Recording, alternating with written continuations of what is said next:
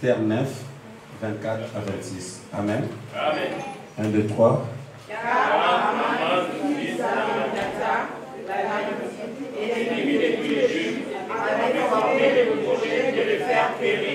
Et il avait jeté, c'est-à-dire au sort, afin de les tuer et de les détruire. Mais Esther s'étant présentée devant le roi ordonna par l'esprit de faire retourner la jeune femme de méchants projets qu'il avait formés contre les Juifs et de le mettre au roi, lui et ses fils. C'est pourquoi on appelle à ce jour le nom d'après le contenu de cette lettre, d'après ce qui avait été même fait et ce qui a été arrivé. Et je vais prier pour eux.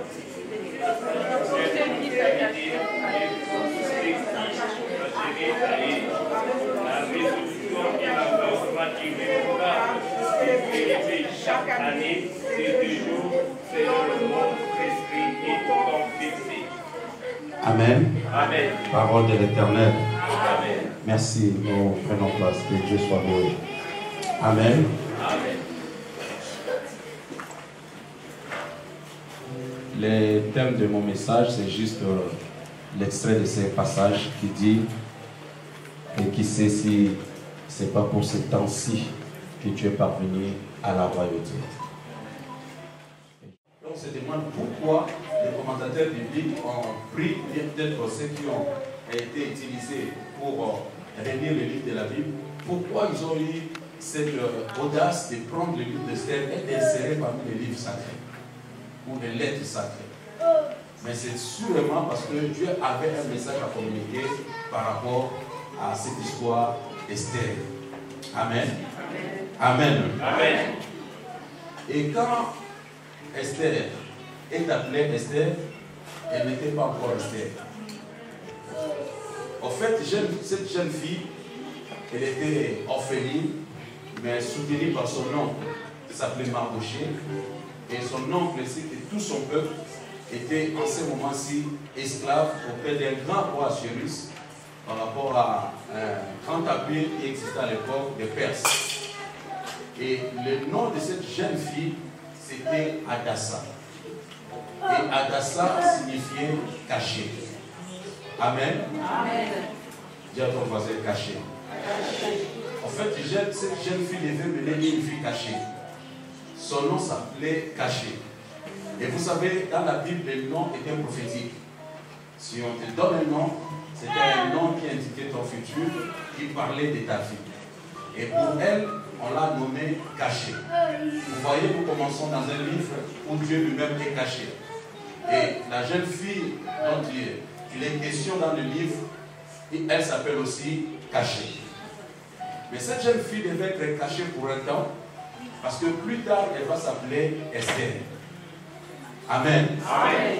Donc je voulais dire à une personne, dans la vie, tu commenceras dans une position cachée.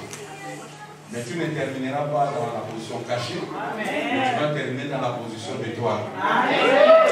Pourquoi? Parce que, en fait, par rapport à la vie qu'elle menait, elle devait être cachée. Et un jour, le roi va demander à sa femme, Vati, de s'exposer, de danser, de montrer sa beauté. La femme va refuser. Mais en refusant, le roi va rester avec ses conseils. Et les conseillers vont demander au roi de chasser cette femme. Parce que si elle reste, elle va entêter d'autres femmes. On va chasser Vati, mais le roi doit chercher une autre femme. Et pour faire la sélection, cette jeune fille doit entrer parmi le nombre. Elle n'est pas du pays, elle est étrangère. Mais elle s'est introduite dans le groupe des filles qui doivent se présenter auprès du roi. C'est comme ça que son oncle avait recommandé de ne pas parler de sa vie, de son origine, de son identité, parce qu'elle devait être cachée. Amen. Alléluia. Amen. Elle s'est introduite dans ce milieu-là comme une personne cachée. Et quand le roi va faire le choix va tomber sur cette fille qui s'appelle Cachée.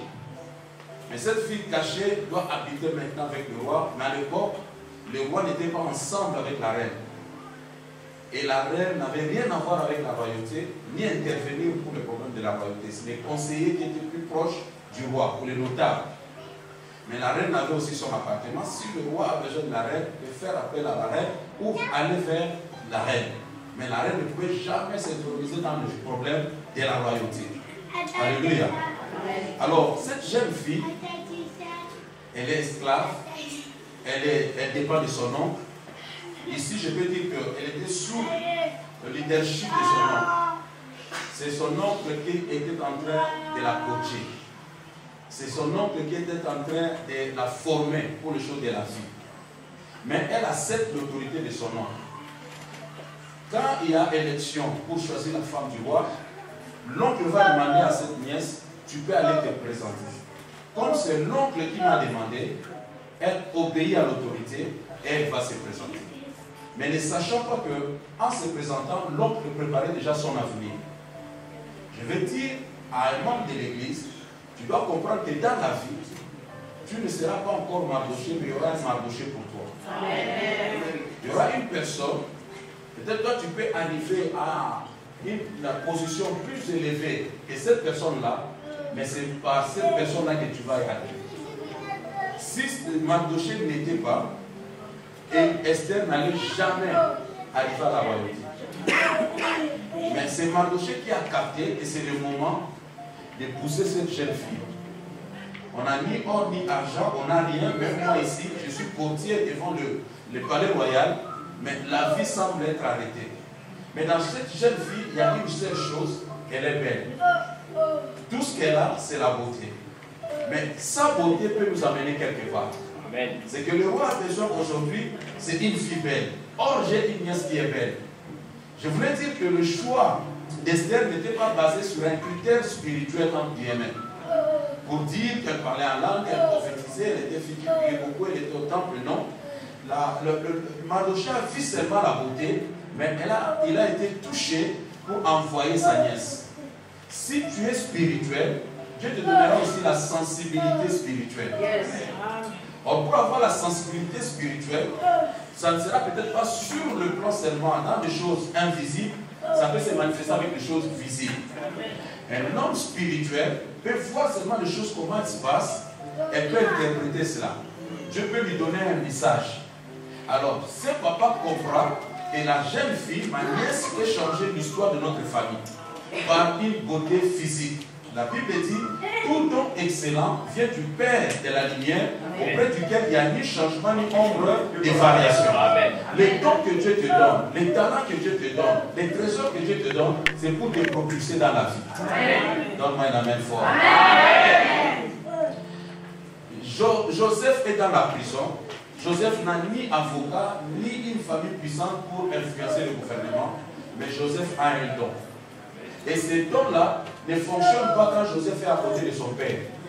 Quand Joseph est à côté de son père, Joseph rêve, c'est le père qui interprète. Mais maintenant que Joseph est loin de son père, Joseph n'a ni arme ni avocat, mais Joseph reconnaît qu'il a un don. Et chaque matin, quand le prisonnier se réveille, Joseph demande, qu'est-ce que vous avez rêvé? Parce qu'il compte sur son don. Je vais dire à une personne, tu ne vas jamais percer dans la vie à cause des dons de ton voisin. Tu vas envier, mais tu vas souffrir. Il faut découvrir ton don. C'est à partir de ton don que tu iras quelque part. Amen. Alléluia. Amen. À partir de ton don. Voilà la maman de Moïse trouve que son bébé est beau. Elle refuse de livrer ce bébé à cause seulement de la beauté de l'enfant. Et il prend l'enfant, il le cache. Ce qui est drôle, c'est que la maman même disait, bon, je ne sais pas s'il va vivre, mais je vais quand même le protéger. Mais en protégeant ou en prenant ce petit et en le donnant à sa soeur pour aller le cacher, la maman n'avait même pas nommé le petit. Le petit n'avait même pas un nom. Pourquoi? Parce qu'il n'y avait pas d'espoir. C'est la fille de Pharaon, en prenant ce petit, qu'il a nommé du nom de Moïse, tiré des eaux. Et je voulais aussi dire à une personne, même celui-là qui ne t'aime pas, qui te combat, il te regardera en face et il te donnera un nom. Amen. Non, tu ne sais pas. Parce qu'il a vu comment tu as commencé. Il pensait que tu allais terminer en mal. Mais puisque Dieu t'a soutenu, il t'appellera avec un nom.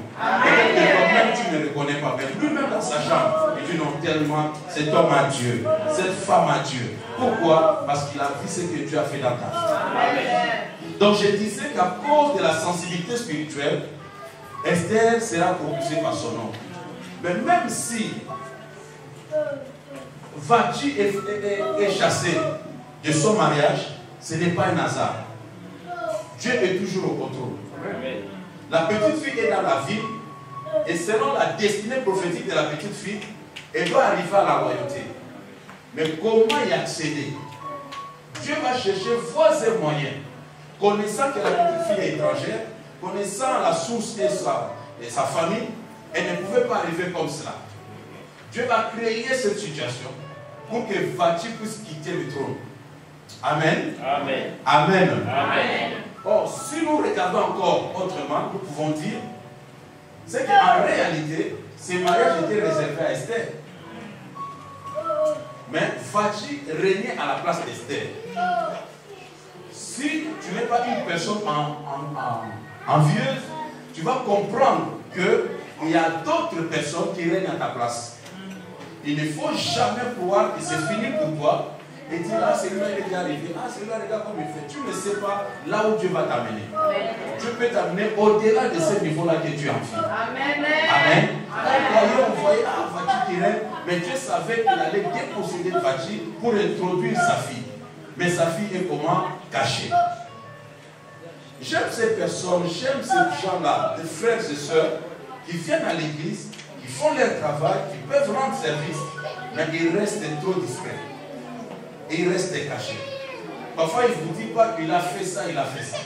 Il vient, arrange les chaises, arrange les toilettes, mais il reste caché. Parfois, il ne veut même pas que le pasteur puisse dire aux autres ce qu'elle a fait. Pourquoi? Parce qu'elle fait encore mener une vie cachée.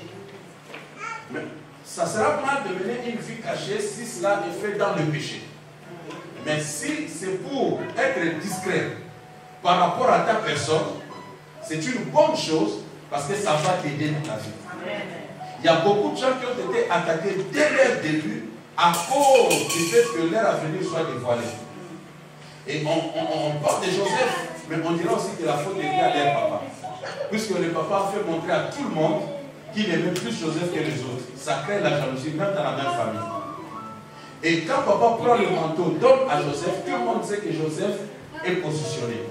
Or, le papa ne sait pas qu'il crée la guerre à ses fils-là. Il y a des enfants que nous aimons, il y a des personnes que nous devons protéger, mais on doit encore les cacher. Amen. Alléluia. Amen. On doit encore les cacher. Parce que si on ne les cache pas, on les livre aussi au diable. Amen. On les expose aussi. Et comme ils ne sont pas forts, comme ils sont faibles, ils peuvent être dévorés avant les temps. Amen. Mais cette histoire d'Esther, cette histoire de la Bible, c'est une histoire qui parlait déjà de notre temps. Parce qu'au fait, l'homme, le roi Assuérus, était aussi appelé roi des rois. Son peuple l'appelait roi des rois. Or, en réalité, Esther, qui vient se marier avec Assuérus, c'est cette épouse-là qui doit se marier aussi avec le roi des rois. Mais elle est nation, elle vient de loin, elle ne devait pas le choisir. On ne peut même pas la voir, mais Dieu a créé des circonstances pour que Vati soit chassée et que Esther, celle qui était cachée, puisse entrer. C'est pour un temps, c'est pour une parenthèse qu'Israël est vif à côté. Première femme de Dieu, pour que Dieu puisse choisir l'église. Tu viens de très loin. Tu n'as rien. Tu es esclave. Tu es nation. Mais Dieu t'a caché. Tu es encore Adassa. Mais ce qui est bien avec Dieu, tu ne termineras pas la vie comme Adassa. Tu es caché pour un temps. Amen. Mais tu termineras la vie comme Esther. Esther veut dire étoile. Or, comme étoile, Dieu t'a fait déjà positionner quelque part, mais on ne peut pas te voir maintenant. Parce qu'il fait jour. Parce que le soleil est là. À cause de la présence du soleil, on ne voit pas ton étoile. Mais en réalité, tu es là. Le problème, attendons seulement la nuit. Quand le soleil va se retirer, il fera nuit, mais ton étoile va briller. Et tout le monde saura que tu es là. Parce que l'étoile, la grande étoile, soleil, va se retirer. Maintenant, dans ces temps difficiles, dans ces temps de la fin, où il commence à faire noir, ce n'est pas le temps d'avoir peur. C'est le temps maintenant que tu te positionnes, parce que c'est le moment que ton étoile puisse briller. Amen. Oh, si tu veux. C'est dans le noir que l'étoile brille. C'est quand maintenant il fait noir qu'on peut observer tranquillement les étoiles. Or, tu es déjà là. Tu existes déjà, mais on ne peut pas voir ta puissance parce qu'il fait encore jour. Il a dit à ses apôtres, je suis encore au milieu de vous, mais dans peu de temps, je ne serai pas là. Et à ce moment-là, vous allez commencer à jeûner, à prier. Ce sera votre temps. Voilà la même personne de Pierre qui avait peur, qui a même nié Jésus. Mais la même personne de Pierre, quelques jours après, le jour de la Pentecôte, se présente, parle devant la foule et n'a plus peur. Dans sa vie, pendant qu'ils étaient avec Christ, Pierre n'a jamais ressuscité un mort. Mais après la mort et la résurrection de Jésus, Pierre prend le courage d'aller dans la maison de Tabitha. Mais ce que j'aime de Pierre, Pierre va recopier la formule de Jésus. Parce que Pierre l'avait accompagné le jour où Jésus a ressuscité la fille de Jairus. Alors ils arrivent, tout ce que Jésus a fait. Premièrement, commencer à chasser toutes les pleureuses. Deuxièmement, entrer avec 2 personnes. Et quand vous êtes dedans, il va prendre Tabitha par la main et dire, jeune fille, lève-toi. C'est ce que Jésus a dit à la fille de Jairus, Talitha Koumi. Cela veut dire, jeune fille, lève-toi. Or, Tabitha était déjà une grande maman, elle pouvait dire, maman Tabitha, lève-toi, mais elle devait employer la formule de Jésus-Christ. Jeune fille, lève-toi. Prends Tabitha par la main et après, elle se lève. Donc, pourquoi? Parce qu'il a vu. Puisqu'il était à côté de Jésus. Puisque c'était son temps, son étoile devait commencer à briller. Je veux dire à une personne, les problèmes de difficulté que tu croises aujourd'hui, ce n'est pas la fin. Amen. Ce n'est pas la fin. Et dans le système de ce royaume, il y avait un homme qui était très méchant, appelé Aman. Cet homme voulait le mal des Hébreux, des Juifs. Et parmi ses ennemis, il voyait l'oncle à la fille, qui s'appelait Mardochée, à la reine. Mais lui ne savait pas que cette fille-là qui règne, elle est aussi juive. Et celui que je vais attaquer, c'est son oncle. Amen. Pourquoi? Parce que quand lui, il établissait ce loi qui était contre Dieu, Mardochée refusait de prendre. Alors il va aller accuser Mardochée devant le roi. Et pour atteindre Mardochée, il accuse tout le peuple. Il y a des gens, pour t'avoir, il peut accuser toute la famille, ou tout le groupe, tous les gens qui sont tout autour de toi. Mais c'est pour t'atteindre. Il accuse tous les juifs. Il dit, ne faites pas obéir à tes lois, tout cela. Alors, qu'est-ce qu'il faut faire? Lui-même fait sortir l'argent pour qu'on signe les décrets et qu'on les extermine tous. Il y a des personnes, à cause de leurs mauvaises intentions, ils peuvent faire sortir l'argent pour tuer une personne. Ils peuvent faire sortir l'argent pour atteindre leur but, mais qui est machiavélique. Il y a des personnes comme cela. L'argent a été sorti pour que l'évangile puisse être détourné. Les gens qui ont vu la résurrection, le militaire qui était là, ont été payés pour qu'ils ne disent pas que Jésus est ressuscité, mais ses disciples sont venus le prendre. Donc il y a eu des personnes qui ont fait sortir l'argent pour que l'œuvre de Dieu n'avance pas. Et même bien-aimés dans le Seigneur, si ces gens-là payent ce grand prix pour freiner l'épanouissement du royaume, nous aussi, comme enfants de Dieu, nous devons aussi contrecarrer. Nous devons aussi avoir la vision de soutenir l'œuvre de Dieu pour que l'œuvre de notre Père aussi avance. Amen. Alléluia. Amen. Qui va accuser le peuple et on arrête un jour, on va tuer tout ce peuple. Et ce monsieur va se présenter auprès du roi, il reçoit la lettre, il reçoit l'autorisation de faire du mal à ce peuple. Mais pendant ce temps-là, la nouvelle va arriver auprès de Mardochée. Mardochée est sentinelle. Mardochée est porté devant le palais royal. Et quand Mardochée attend ça, Mardochée dit, si on arrête comme cela, on laisse ça, on va mourir. Mais il y a Esther qui est sur le trône. Déjà, elle a introduit cette fille en disant, il ne faut jamais te présenter auprès du roi. Mais au moment compliqué et difficile, c'est Mardochée qui va permettre maintenant à Hadassa de se révéler qui elle est. Il y a un temps qu'on se cache, mais il y a un temps où tu dois être révélé. Amen. Il y a un temps où on doit te connaître dans ta vraie identité. Amen. Alors, quand l'oncle Mardochée apprend qu'il y a un complot contre son peuple, il va maintenant envoyer le message à sa nièce. C'est là où nous avons vu. Et Mardochée va dire à sa nièce qu'il faut te préparer pour aller voir le roi parce que nous sommes en danger. Parce que si tu ne vois pas le roi, on va tuer ton peuple. Mais ne crois pas que toi tu vas t'échapper seul. Parce qu'on comprendra que toi aussi tu fais partie de ce peuple. À la fin, toi-même tu seras tué. Même la fille va d'abord refuser. Parce qu'elle a dit que la situation est compliquée. La loi disait, aucune personne, ni la reine, ne peut se présenter devant le roi sans la permission du roi. Amen. Amen. Suivez-moi bien. Mais ici, l'oncle demande à la reine d'aller se présenter auprès du roi. Et elle fait dire à l'oncle, ce n'est pas le temps, et le roi ne m'a même pas invité, il y a de cela plus de mots. Comment je peux me lever et aller directement chez le roi? C'est là où il va lui envoyer ce message de menace. Que si toi, tu ne fais pas intervenir, sache-le très bien, à cause de son nom, de son peuple, Dieu peut amener l'intervention par une autre personne. Amen. Et qui sait si c'est pour ce temps-ci que tu as été amené à la royauté. Amen. Nous devons être très sensibles par rapport aux choses qui se passent tout autour de nous. Amen. Ne crois pas que tout problème aura comme solution une autre personne. C'est pour que par rapport à ces problèmes, c'est toi qui es la solution à ces problèmes. Amen. Par rapport à ta famille, à l'église, à la société, à ta nation. Mais c'est à toi de prendre conscience pourquoi tu as été créé. Et ce n'est pas pour des cas ou de telles situations que je dois intervenir.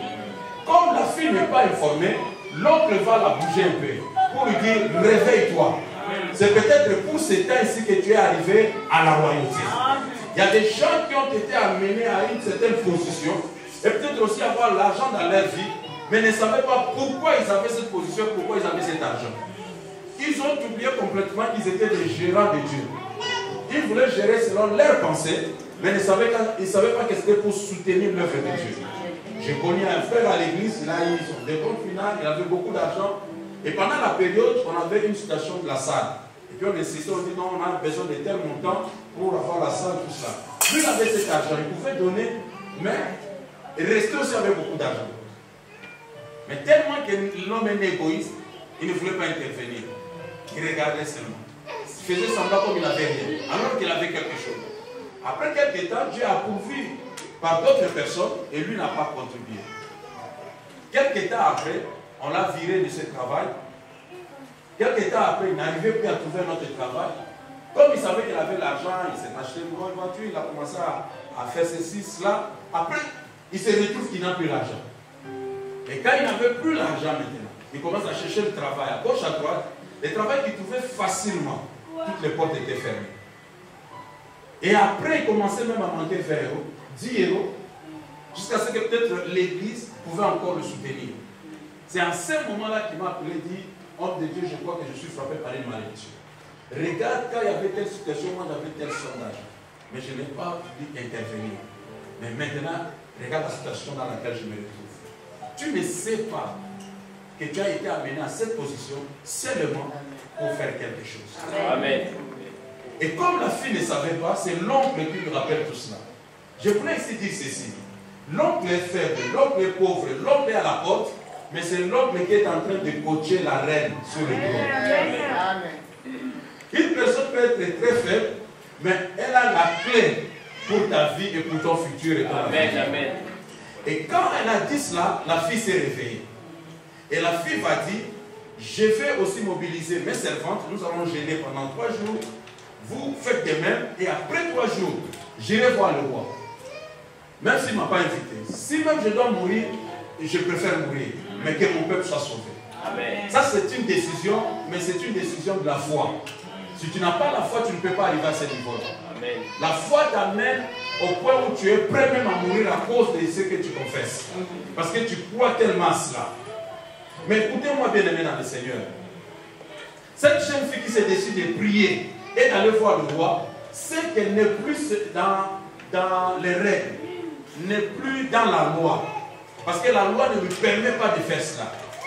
Mais elle va d'abord consulter Dieu. Parce que quand on parle de la prière, ici, elle priait le vrai Dieu. Elle va consulter Dieu pendant 3 jours. Je vais encore te rassurer que là où l'argent n'a pas marché, les recommandations n'ont pas marché dans ta vie, la prière peut marcher. Amen. Elle a prié pendant 3 jours. Son peuple aussi prié pendant 3 jours. Et après le 3e jour, elle s'élève, elle se décide d'aller voir le roi sans rendez-vous. Ce n'était pas question par rapport à la loi. Mais cette femme s'élève, va devant la porte du roi, on annonce l'invité ou le visiteur, la femme se présente. Et la loi disait, toute personne qui vient devant la présence du roi, si le roi ne soulève pas son sceptre, cette personne-là ne peut pas accéder. C'est qu'il est condamné. C'est aussi la mort. Parce que tu t'es présenté sans l'autorisation. Mais si le roi soulève son sceptre, c'est que le roi agrée ou accepte ta présence. Cela veut dire que tu es gracié. Alléluia. Alors, je voudrais dire seulement à l'église, pendant que nous parlons d'Esther, pendant que nous sommes dans l'ancien temps, mais Esther, au fait, parlait déjà de la nouvelle alliance. Esther montrait déjà les choses qui devaient venir. Pareil, papa, toute personne qui devait se présenter devant Dieu à l'époque devait mourir. Parce que personne n'était digne de voir la présence de Dieu. À telle enseigne que le papa à Samson, quand sa femme lui avait dit que Dieu m'a visité tout cela, cet homme aussi a voulu voir l'ange. Et il a vu l'ange. L'ange qui s'appelait Merveille. Et cet ange-là, c'est la théophanie, cela veut dire la manifestation de Jésus à l'époque. Mais quand il a vu, il a dit encore à sa femme, nous allons mourir. Pourquoi? Il dit, on va mourir parce qu'on a vu l'ange. Parce qu'il savait déjà que personne ne peut voir Dieu et vivre. Amen. On voit Dieu, on m'aime. Mais eux, ils ont vu Dieu. Et il a peur, il tremble, il dit à sa femme, on va mourir. Mais j'aime cette femme. La femme va calmer son mari. Il dit, papa, on ne mourra pas. Pourquoi on ne va pas mourir? Il dit, parce qu'il nous a fait une promesse. My God. Cela veut dire quoi? L'ange avait déjà dit que vous aurez un fils. Et il a dit, quand le fils sera dans le ventre, il ne faut pas prendre des boissons inivrants, tout cela. Et ce fils-là, c'est Samson. Puisqu'il y a déjà une promesse, Dieu ne peut plus nous tuer. Non, tu ne crois pas. Je peux dire à une personne qui est dans cette salle, puisque tu as une promesse, la promesse va te soutenir. Il y a eu un homme qui était fatigué, vieux. Siméon, j'aime parler de cet homme. Cet homme était vieux. Je ne sais même pas s'il était attaqué par des maladies de la vieillesse. Mais il avait une promesse. Toi, tu ne mourras pas jusqu'à ce que tu aies vu le Messie. Et cet homme-là étant déjà vieux, fatigué, il n'avait plus l'habitude d'aller au temple. Mais le jour où on amène le petit bébé Jésus au temple, c'est le jour où l'homme se décide de venir au temple. C'est pour cela que je ne crois pas que quelqu'un s'est déplacé de lui-même. Il a été aussi poussé par l'esprit pour venir au lieu de rendez-vous. Le papa arrive au temple et voit le bébé. Et il comprend que c'est ce bébé qu'il attendait. Il prend le bébé entre ses mains. Et il dit à Dieu, tu peux prendre ton serviteur, car mes yeux ont vu. Laisse-moi dire à une personne, tu ne partiras pas sans avoir vu. J'aime Job quand il dit, j'attendais parler de Dieu. Mais maintenant, mes yeux ont vu. Toi aussi tu verras. Amen. Tu verras la chose que Dieu t'a promise. Et puisque tu as les promesses de Dieu, même si tu le vois, nous sommes dans l'ancien temps, mais la femme dit tu ne vas pas mourir. Et la femme ici représente toujours l'église. L'église a la révélation de donner au monde. Savoir interpréter les choses. Et je voulais dire à une personne, comme ce roi soulève le bâton, alors que ce n'était pas le temps. De la même façon, par le sang de Jésus, nous sommes couverts. Nous entrons devant la présence du roi. Le roi ne nous voit pas dans notre temps. Le roi oublie la loi. Le roi soulève le bâton pour nous recevoir à cause de la grâce. Et je voulais dire à une personne, aujourd'hui nous n'avons plus peur de nous approcher de la présence de Dieu. Aujourd'hui nous croyons qu'on va plus nous décapiter. Pourquoi?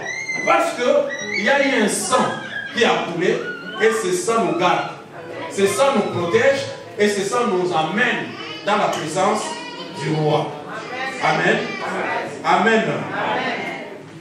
Une chose qui a été faite aussi dans le livre d'Esther. Quand on parle de l'histoire de Mardochée et Aman, comment cet homme était méchant et cherchait à tuer le peuple, cet homme s'est décidé de faire monter un bois sur une colline, dans une position où tout le monde va voir. Et sur ce colline-là, sur ce bois-là, on va prendre qui? Mardochée. Il a déjà tout préparé. Il dit, cet homme-là, comme il ne veut pas m'obéir, lui va mourir sur ce bois-là. Mais ce qui est bizarre dans la Bible, c'est pour dire qu'il n'y a pas d'hasard dans la Bible. Amen. Là où on parle du bois, où on va prendre le Mardochée, c'est au milieu du livre d'Esther. Vous voyez aussi, l'histoire de l'humanité a commencé, mais le milieu de l'histoire de l'humanité, c'est une autre montagne avec une autre croix. On ne peut pas parler de l'histoire de l'humanité sans avoir comme référence des temps Jésus de Nazareth. Au milieu, je voulais dire à une personne, tu as commencé ta vie comme tu as commencé. Mais là où tu dois commencer, c'est quand tu as croisé Jésus. Et on prend le bois, il se dit, il va mourir là. Il prépare tout le monde. Mais pendant ce temps-là, qu'il y a préparation de la mort de cet homme, que maintenant le roi n'arrive à dormir. Toute une nuit, le roi ne dort pas. Le roi demande de lire les annales du pays. En lisant, il trouve l'histoire d'un homme qui a dévoilé un secret. Le secret, c'était qu'on devait tuer le roi, et lui, il a dévoilé ça. Et le roi se demande, qu'est-ce qu'on a donné à cet homme? Est-ce qu'on a récompensé cet homme? Les serviteurs diront non, jusqu'à présent, cet homme n'a jamais été récompensé. Qui est cet homme? C'est Mardochée. Maintenant, qu'est-ce qui se passe, mon frère, ma soeur? Au lieu d'appeler Mardochée, on appelle son ennemi.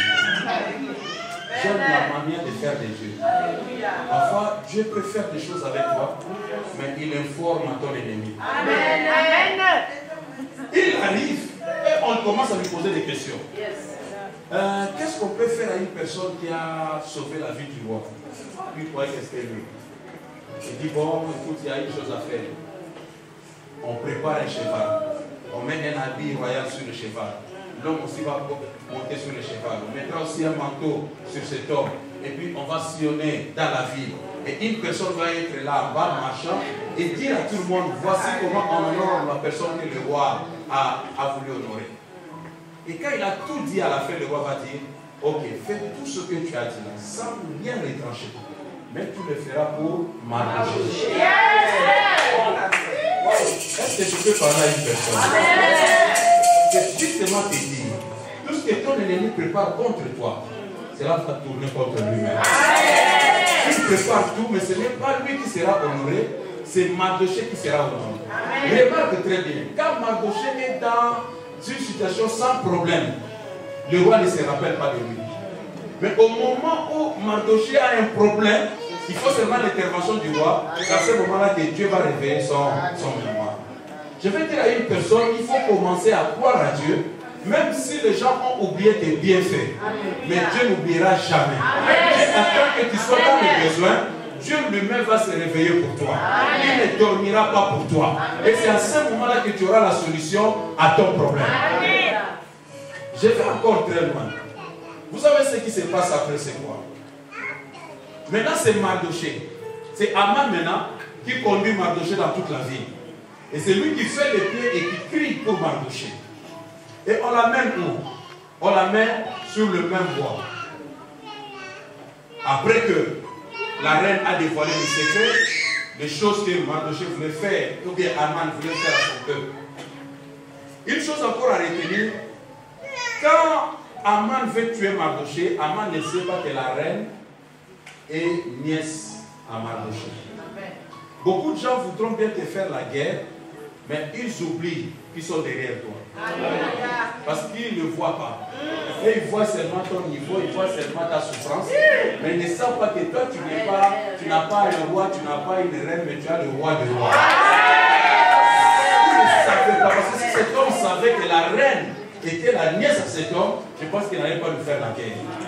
Donc il y a des personnes qui nous attaquent, il y a des entités, il y a des démons qui peuvent s'élever aussi et nous voir comme nous sommes et venir nous attaquer. Mais justement, autant ils voudront mettre la main sur toi, c'est à ce moment-là qu'il saura que tu es soutenu. Donne-moi un amen fort. À la fin, qu'est-ce qu'on fait? On doit pendre Aman. Mais Aman, on l'amène où? Au bois que lui-même avait préparé.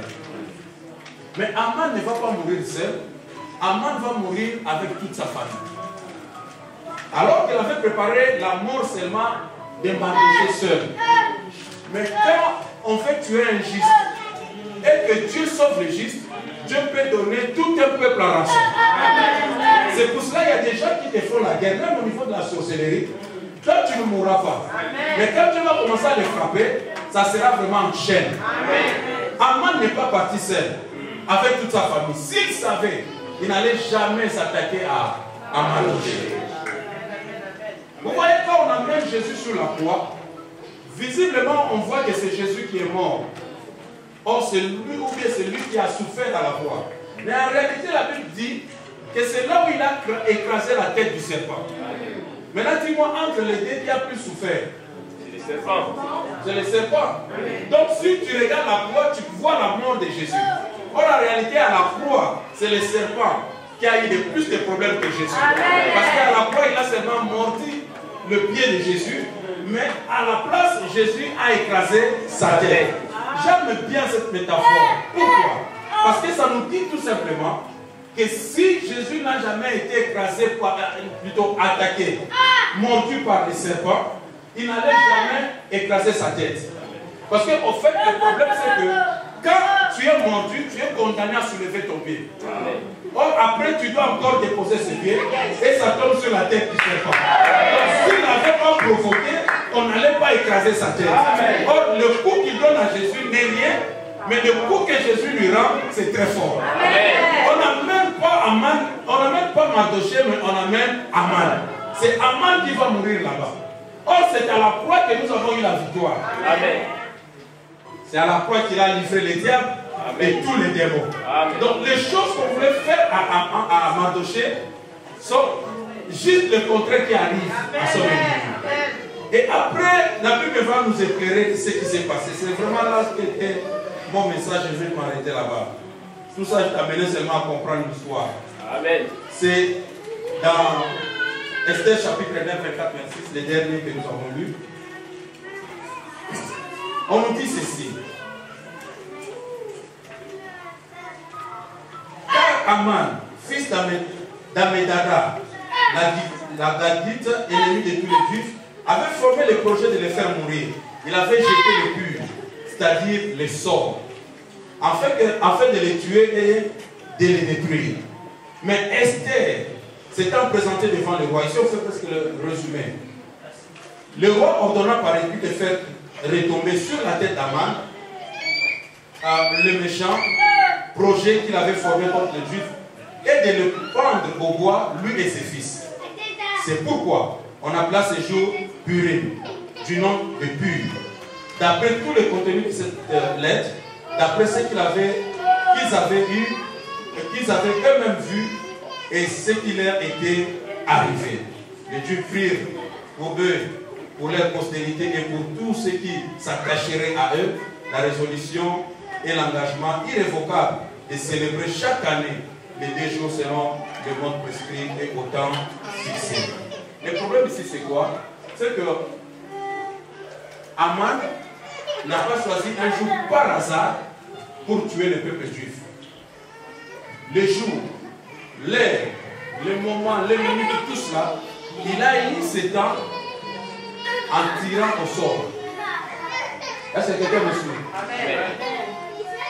Il a pensé, à l'époque, ça fait partie aussi de l'occultisme. On jette les dés et on interprète. On choisit un jour pour faire telle cérémonie, pour faire telle chose. Et c'est pareil aussi.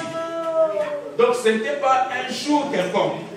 Le jour qu'on choisit pour tuer le peuple d'Israël, qu'on a le plus au sort, c'est le jour où on jette les dés, où on jette les sorts.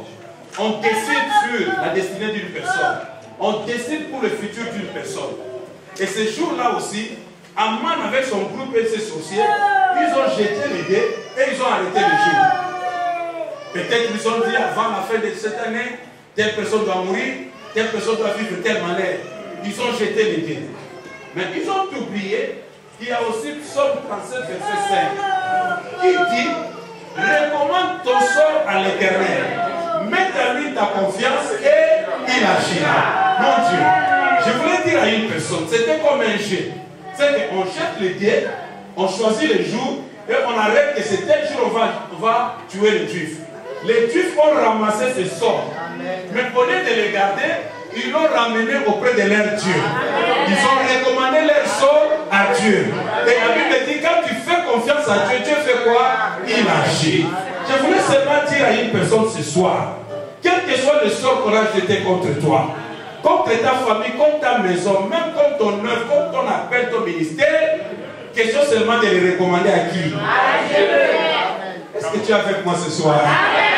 Je dis, toute personne qui recommande son sort à Dieu, Dieu agira à sa faveur. C'est pour cela, laisse-moi dire à une personne, on a des familles où il y a trop d'attaques, on a des problèmes à gauche, à droite. Même la deuxième semestre de cette année, peut-être qu'il y a un projet contre ta vie. Peut-être qu'il y a une personne qui s'est préparée en disant, toi tu ne vas jamais arriver le 31 décembre. Il a dit, tu vas souffrir, tu auras un malheur, tu n'auras pas la joie. Toi on va retirer le sourire dans ta bouche, tout ça. Mais c'est un mauvais sort qu'ils t'ont jeté. Mais ils ne savent pas que toi tu fréquentes la Torah. Oh, ici nous venons pour ramasser les mauvais sorts. Et nous ne les rejetons pas à ceux qui nous ont jeté les mauvais sorts, mais nous les jetons vers Dieu. Parce que c'est Dieu qui va s'en charger. La Bible dit, gardez le silence et l'Éternel combattra pour vous. Parce que nous ne savons pas venger, mais Dieu s'est vengé pour nous. Reste tranquille dans ta vie. Les mauvais sorts contre ton mari, ta vie, tes enfants, ne réussira jamais. La Bible dit, le jour où ils ont arrêté pour tuer les Juifs, c'est le contraire qui arriva. Laisse-moi dire à une personne, le contraire va arriver. Ce qu'on a souhaité sur toi, sur ta maison, sur tes enfants, c'est eux-mêmes qui vivront le contraire. Que Dieu te bénisse, mon papa. Je crois qu'il y a quelqu'un qui a compris derrière là. Donc on n'a plus peur quand on connaît Dieu. On n'a plus peur quand on prie. Quel temps t'a dit ceci au village? Gloire à Dieu. Je récupère ce sort. Quel oncle a dit ceci? Gloire à Dieu. Je récupère cela. D'ailleurs, pour ta maternité, on a dit ça. Gloire à Dieu. Je récupère. Et un dimanche 4 août, je viens à la Torah. Je prends mon sort. Je le recommande à Dieu. Là, tu commences à arriver. Je dis à une personne, là, tu commences à arriver. Un homme comme Job a compris ces choses.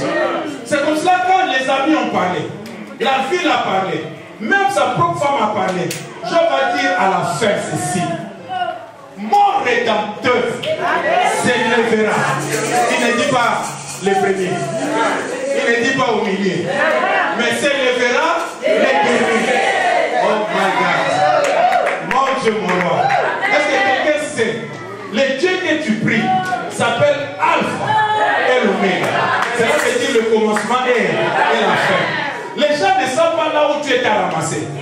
Et chaque appel, là où tu ramasses une personne, Dieu colle l'appel avec une promesse. Dans le personne n'était là. C'est ta lettre A. Et ils viennent, ils interviennent au niveau de B. C, D. Donc ils te prennent sur la route. Et sur la route, ils commencent à te maudire. Sur la route, ils commencent à dire n'importe quoi. Or, ils ne savent pas que sur cette route-là, tu ramasses tout ça. Tu les jettes sur ton Dieu. Et comme l'huile s'élève les derniers. Oh Dieu. Laisse-moi dire à une personne. Laissez tes ennemis parler en premier lieu. Laissez les choses se passer dans la face. Mais les derniers qui se lèvent, c'est ton Dieu. Et quand il se lève, il sait faire les choses. C'est pour cela. Je vois les 31 décembre ici. Plusieurs personnes vont courir. Ils vont chercher des places ici. Pour dire à l'apôtre. Apôtre, je vais témoigner. Apôtre, je vais témoigner. Mais la même personne, au mois de mai, au mois d'août, problème, difficulté, les gens parlaient. Mais il ne sait pas que son oméga, les 31 décembre, c'est un rendez-vous avec Dieu. Laisse-moi dire à une personne, tu ne termineras pas cette année comme tu l'as commencé. Tu as commencé peut-être avec des pleurs, mais tu vas terminer avec des sourires. Dieu réserve le meilleur pour le futur. Les mauvaises nouvelles ont commencé dans cette famille. Vous êtes esclaves, vous avez des problèmes. Non seulement des problèmes, les problèmes s'accentuent. On doit encore vous tuer. Toujours mauvaise nouvelle. Mais ils n'ont pas terminé dans la mauvaise nouvelle. Ils ont terminé dans la fête. Et ils ont commencé à fêter cela chaque année. Je suis venu seulement dire à une personne. On entend beaucoup de gauche à droite. Quelqu'un maudit. Et d'autres nous maudissent même en cachette. Ils sont d'ailleurs qu'on dise vraiment si vous voulez l'avoir péché. Mais ils ne savent pas. Ton sort, toi tu le ramasses. Et tu sais où le donner. Amen. Mais ils ne savent pas. Ils croient qu'ils peuvent te maudire facilement. Ils croient qu'ils peuvent jeter leur sort contre toi facilement. Ils peuvent arrêter le jour. Ils peuvent arrêter l'heure. Mais la Bible dit que c'est le contraire qui arrive. Même en dernière seconde, Dieu va changer la situation. Amen. Même en dernière seconde, Dieu va changer la situation. J'aime Jésus. Amen. Vous savez, quand Jésus vient, Jésus fait des choses pour nous montrer là où tu vas arriver, comment toi tu vas marcher. Parce que nous sommes de cette race-là, de personnes qui sont nées en Christ, de nouvelles créatures. Tu n'as pas remarqué. On a envié Paul, on a envié Moïse, on a envié Élie. Pourquoi? Élie, Moïse voit la mer, il prend son bâton, il jette, la mer se sépare. On dit quelle gloire, quelle puissance. Si j'étais là à l'époque de Moïse, rien qu'avec un bâton, l'eau est séparée. Élie arrive, Élie, rien qu'avec sa veste, l'eau se sépare. Mais Jésus n'est pas comme Moïse. Jésus est plus qu'Élie. Quand Jésus arrive, il n'utilise ni le bâton, ni la veste. Il marche sur le sol.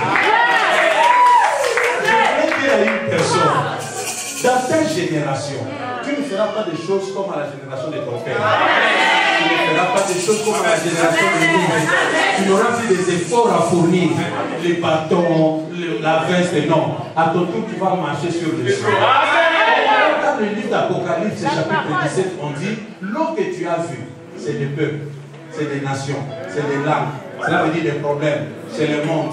Dieu dit que toi, tu vas marcher dessus. C'est pour cela que quand je te vois, moi, je crois trop à toi. Amen. Je crois à ton avenir. Amen. Chaque fois que je viens à Paris, je crois je crois trop à cet album que tu vas faire.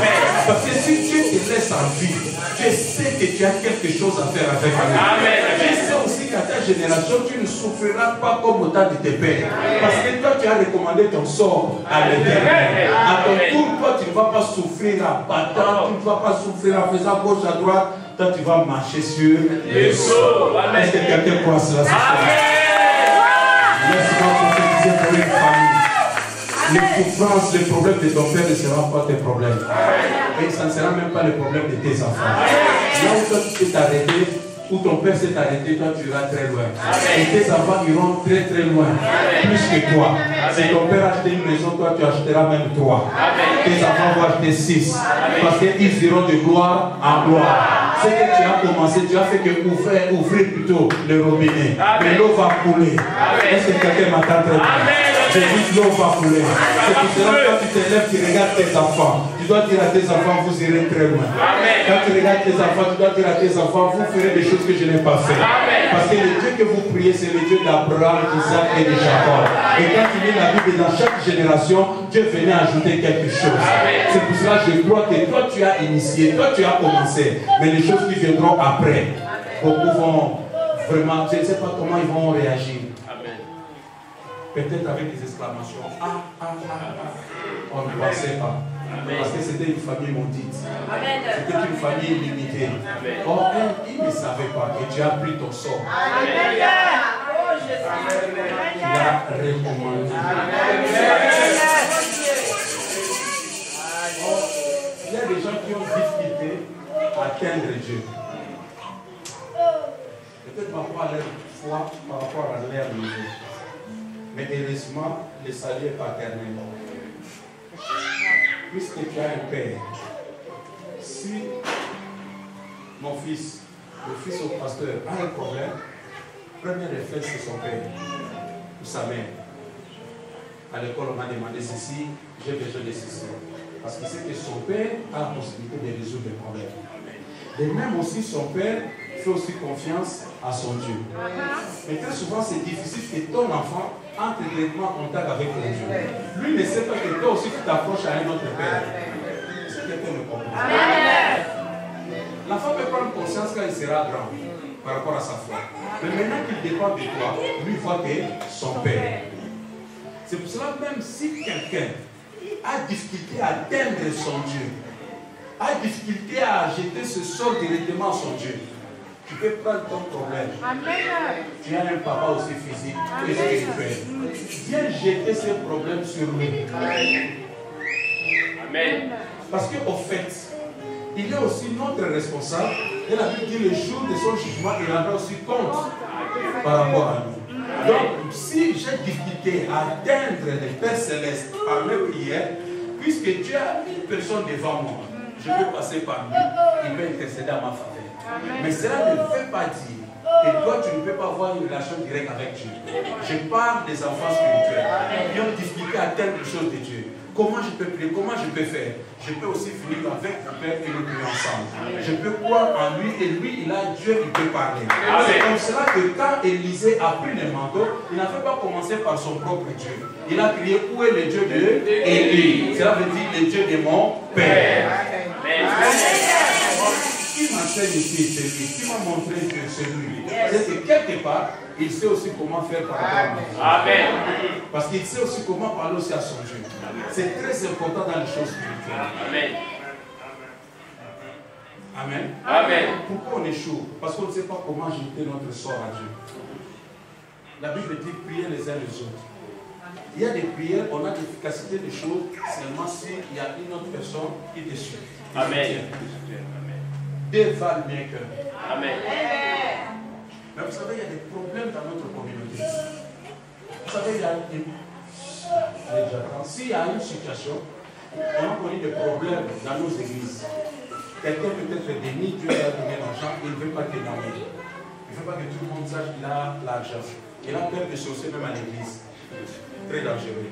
Quelqu'un est malade, il ne veut même pas qu'on puisse communiquer à l'église qu'il est malade, pour que l'église prie pour lui. Parfois, on apprend seulement que le pasteur est mort, mais l'église n'était pas informée de la maladie du pasteur. C'est un danger. La Bible dit que quand Pierre était dans la prison, c'est l'église qui priait. Amen.